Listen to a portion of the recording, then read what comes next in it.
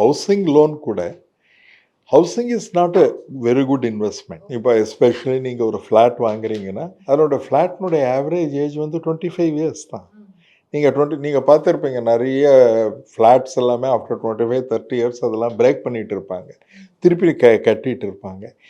Therefore இதில் வந்து நீங்கள் நீங்கள் ஒரு அசட் வாங்கும்போது அந்த அசட்டுடைய லிமிட் எது? This is where I am going to stay.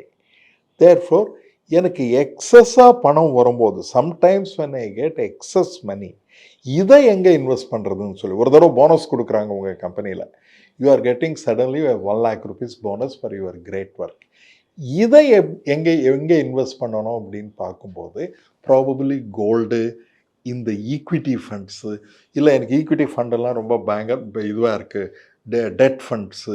ஒரே ஒரு பரோமீட்டர் வச்சுக்கோங்கம்மா, ஓகே சார். 12% to 14% மேலே உலகத்தில் இந்த இந்தியாவில் யாருமே கொடுக்க முடியாது. ஒருவேளை அது கொடுத்தாங்கன்னா அது மோஸ்ட் டேஞ்சரஸ்னு அர்த்தம்.